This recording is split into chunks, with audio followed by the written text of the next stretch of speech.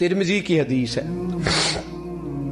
किफल बनी इसराइल का एक आदमी, मेरे रसूल पाक सल्लल्लाहु अलैहि वसल्लम फरमाते हैं बड़े ऐब करता, इस बीबी से चक्कर, उस बीबी से चक्कर, इस बीबी से राबता, उससे राबता, बुराइयां इतनी कि हद हो गई, ये नफसानियत गालिब है उसके ऊपर। एक औरत आई, कहने लगी किफल बच्चे भूखे हैं, तू अमीर आदमी है, 60 दिनार चाहिए। कहने लगा तेरा रंग गोरा है, पहले मुंह काला कर। उसने कहा गरीब हूं, बच्चों ने मजबूर कर दिया है, तेरी मेरे। कहने लगा नहीं, पहले मेरे साथ मुंह काला करेगी। कहा अच्छा मैं रात को आऊंगी। औरत रात को आई, किफल ने हाथ आगे बढ़ाया तो बीबी कांपने लगी। कहने लगा कोई नहीं देख रहा, कोई नहीं देख रहा, कोई नहीं। बीबी कहने लगी जरा अंदर की आंखें खोल, अल्लाह तो देख रहा है। अंदर की खोल ना, अल्लाह तो देख रहा है, तू कैसे कहता है कोई नहीं देख रहा। बस दिल पे चोट आई, कांपा। 60 दिनार दिए, बीबी को वापस भेज दिया। आंखों में आंसू आए, कहने लगे या अल्लाह मौत दे दे। इंतकाल कर गया।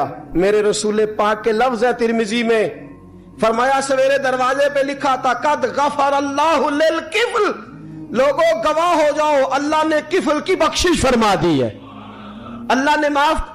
अगर वो इतने ऐबों के बाद बाज आ गया तो माफ कर दिया। मेरे दोस्त हम भी बाज आ जाए। जब जुमे की नमाज में सर सजदे में रखे तो कि या अल्लाह उम्मत की सारी बेटियां मेरी बहनें हैं, या अल्लाह सारी बहनें मेरी बहनें हैं। ऐ अल्लाह मैं जिसको देखूंगा बहन की नजर से देखूंगा, जिसको देखूंगा बेटी की नहीं। और याद रखे रसूल पाक सल्लल्लाहु अलैहि वसल्लम ने फरमाया जिसको नमाज में मजा नहीं आता, जिक्र में मजा नहीं आता, वो नजर पाक कर ले। अगर नजर पाक हो गई तो इबादत में दिल लगने लग जाएगा। हदीस है, दिल लगेगा। और लित्तय्यबीन लित्तय्यबात, अगर तू पाक रहेगा तो तेरा घर भी पाक रहेगा, अगर तू पाक है तो तेरा बिस्तर भी। कुरान का फैसला है, मैंने कहा लिल खबीसीन लिल खबीसात। अगर तू गंदा है तो मत उम्मीद रखना कि तेरे घर में पाकीज़गी रहेगी। जैसी करनी वैसी भरनी पर बात आइंदा जुमे करूंगा, लेकिन ये इतनी सी बात याद रखे, फरमाया कुरान ने कि पाक मर्दों के लिए पाक औरतें होती हैं और खबीस मर्दों के लिए। ये कुरान कह रहा है, मैं नहीं कह रहा, कोई कौल नकल नहीं कर रहा। गंदे मर्द और उनके लिए और पाक मर्द।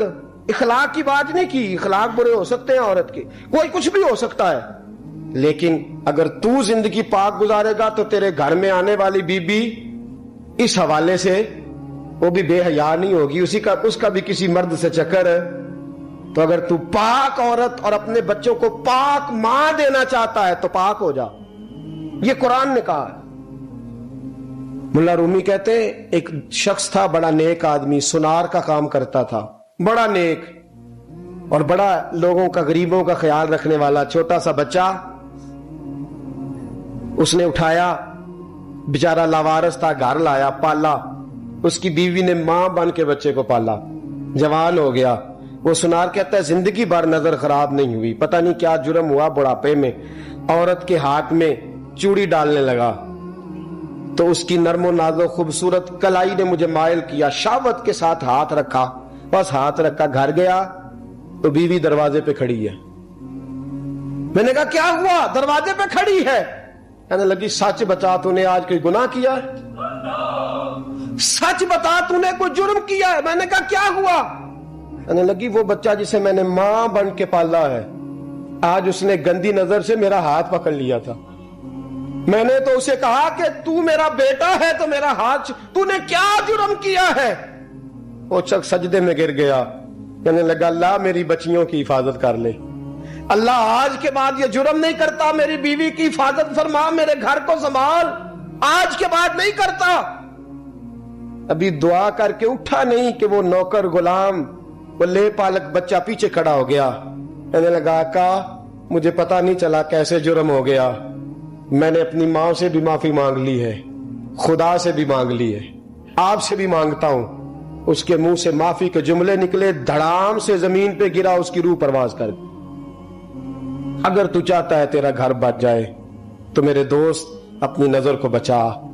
नजर शैतान के तीरों में से एक तीर है। जवानों اگر کبھی میسج کرنے ہوئے کسی کو تو میرے مصطفیٰ کریم صلی اللہ تعالی علیہ وسلم کے دین کا پیغام میسج کرو.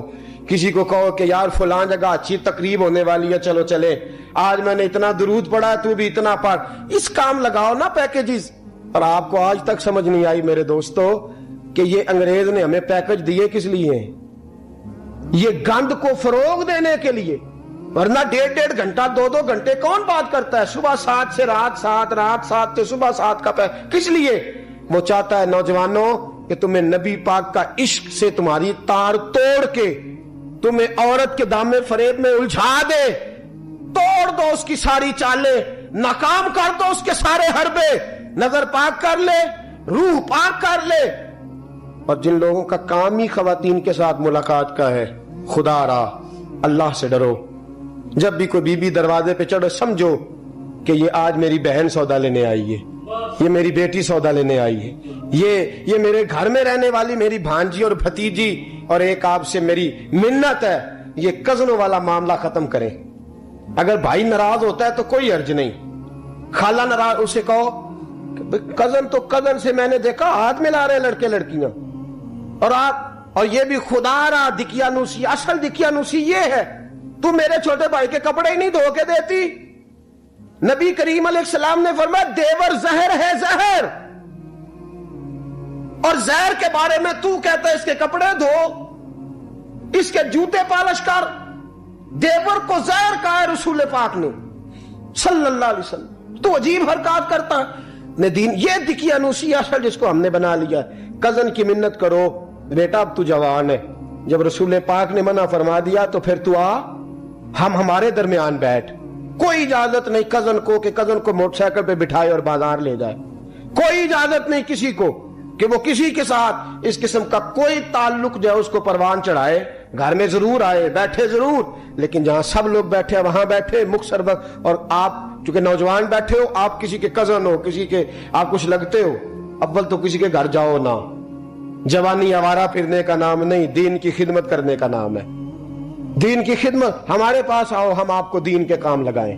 ہمارے پاس آؤ, ہم آپ کو اللہ رسول کے کام لگائیں.